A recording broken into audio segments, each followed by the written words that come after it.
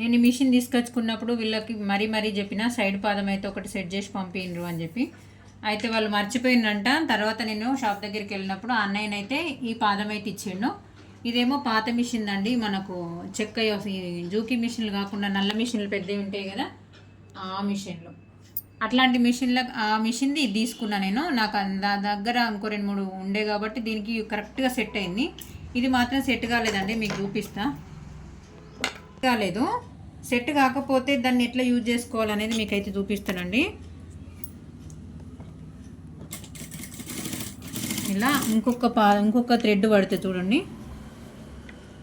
ఇంకో థ్రెడ్ పడేంత గ్యాప్ అవుతుంది.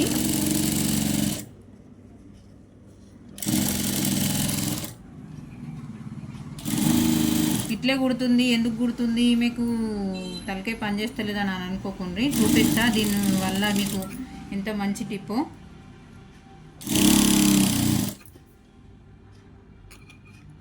సైడ్ పాదము కరెక్ట్గా లేకపోతే మాత్రం ఈ టిప్ అయితే చాలా బాగా యూజ్ అవుతుందండి.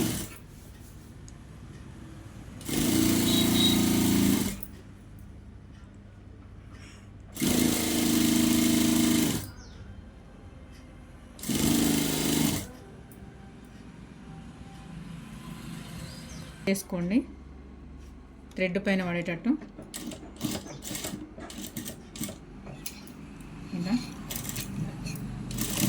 నేనైతే ఇంకొక స్టిచ్ వేస్తున్నా. ఇలా ఏమన్నా ఎక్స్ట్రా క్లాత్ ఉంటే కటింగ్ చేసేసుకోండి, బాగా ఎక్కువ కాకుండా.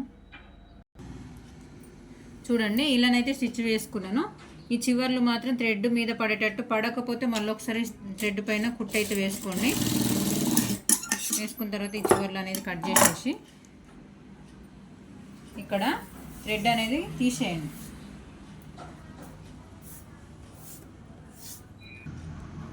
దీన్ని కొంచెం లోపల కట్ చేస్తా అనుకుంటూ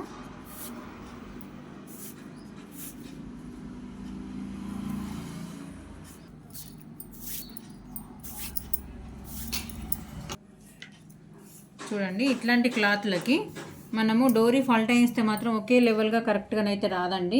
ఈ పైపింగ్ పాదం సహాయంతో ఇది పక్కకు పడేయకుండా ఇలా యూజ్ చేసుకున్నారనుకోండి, పర్ఫెక్ట్గా మనకైతే డోరీ ఒకే లెవెల్గా వస్తుంది. సన్నగా చూడడానికి మంచి లుక్ అయితే ఉంటుందండి.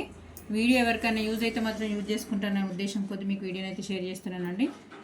ఓకే అండి, థ్యాంక్ యూ మరి.